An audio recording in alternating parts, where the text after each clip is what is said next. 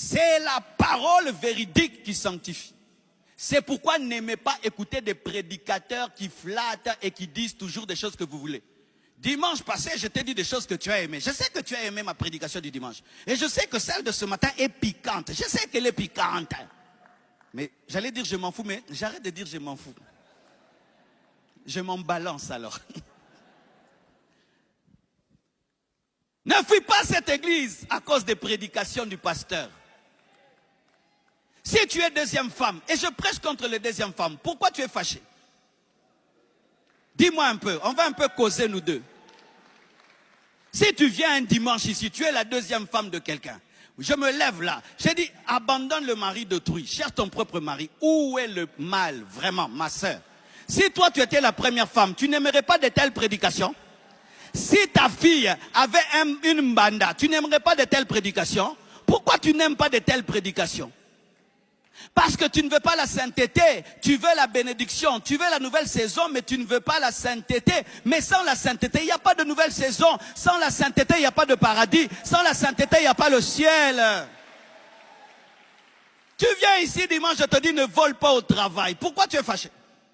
Tu viens ici, je prêche qu'il ne faut pas faire des faux visas, des faux documents pour voyager. Pourquoi tu es fâché? Pourquoi tu es fâché? Dis-moi.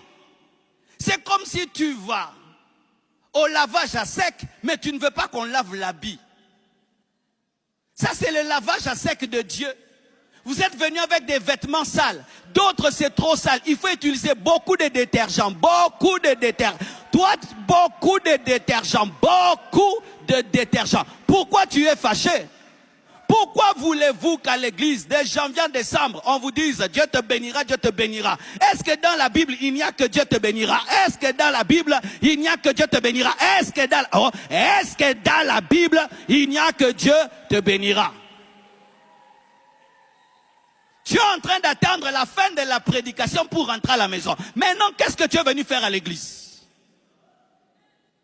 C'est la parole de la vérité qui sanctifie.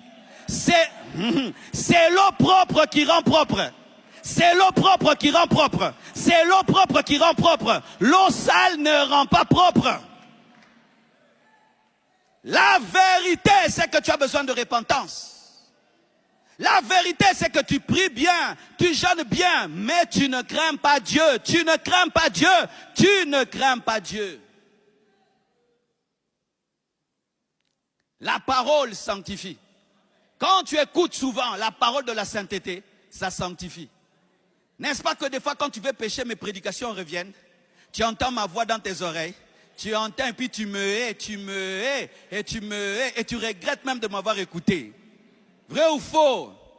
Et je bénis Dieu que tu entendes ma voix quand tu veux pécher. Gloire à Dieu. Que je sois un frein. Un frein. L'enseignement de la sainteté sanctifie parce qu'on devient ce qu'on entend et ce qu'on écoute. Oh, je prie que tu sois un disciple de sainteté, disciple de pureté, disciple de sainteté, disciple de pureté. Écoutez, j'aimerais que vous ayez des voitures, mais d'abord la sainteté. J'aimerais que vous ayez des maisons, mais d'abord la sainteté. Parce que tu peux avoir une voiture et tu vas en enfer. Tu peux avoir le mariage et tu vas en enfer. Tu peux avoir le voyage, tu vas en enfer. Tu peux avoir des millions, tu vas en enfer. Mais la Bible dit que sans la sanctification, personne ne verra. Aimez les prédicateurs qui vous motivent, mais aussi qui vous brisent. Aimez les prédicateurs qui vous motivent, aussi qui vous brisent. Oui, lorsque tu pleures, je vais te consoler. Lorsque tu es découragé, je vais te fortifier. Mais quand tu pêches, je vais cogner le marteau.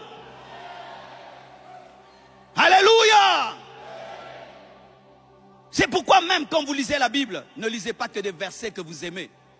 Demandez, on vous donnera. Cherchez, vous trouverez. Frappez, on vous ouvrira. Tant que tu vivras, rien ne te résistera. Vous aimez que des versets, des promesses. Vous aimez beaucoup les psaumes qui tuent vos ennemis. Que Dieu tue vos ennemis. Que Dieu tue vos ennemis. Mais allez aussi dans les épîtres, on dit qu'il faut tuer aussi le péché qui est en toi.